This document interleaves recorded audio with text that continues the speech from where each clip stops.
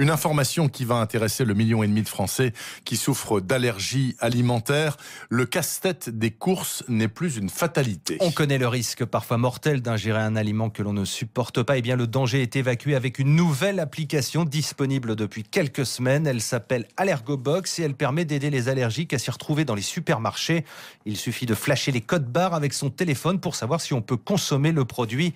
Élodie Guillard, vous avez rencontré Caroline. L'application a changé la vie de cette jeune maman. Le panier de courses dans une main, son téléphone dans l'autre, Caroline avance dans les allées du supermarché. Si on se dirige vers les céréales, donc là il y a plein de boîtes, j'ai plus qu'à lancer le scan, je me mets sur le code barre et en l'occurrence il y a un petit bonhomme rouge qui dit que cette boîte-là n'est pas compatible avec mon fils. Donc ça c'est je n'y touche pas, il y a du lait dedans. Car son fils de 7 ans, Quentin, est allergique aux protéines de lait de vache. La moindre erreur peut lui être fatale. S'il en mange, il peut aller jusqu'au choc anaphylactique qui peut entraîner la mort. Donc c'est directement les urgences, l'hôpital, c'est sa vie qui est en jeu et c'est une contrainte de tous les instants. L'arrivée de l'application Allergobox lui a facilité la vie. Les courses prennent 2 fois moins de temps, plus besoin de décrypter les étiquettes et surtout elle fait de nouvelles découvertes. Voilà, ce beurre-là, il est compatible avec l'allergie de mon fils. J'aurais jamais pensé que mon fils puisse manger du beurre. Il a mangé beaucoup des mêmes paquets de céréales ou beaucoup des mêmes paquets de gâteaux. Maintenant, on a la possibilité de pouvoir varier. On prend beaucoup plus de choses et compatibles pour lui. Et ça dédramatise un petit peu son allergie et il a un petit peu moins peur quand il mange. Toute la famille s'est convertie, même les grands-parents s'y sont mis.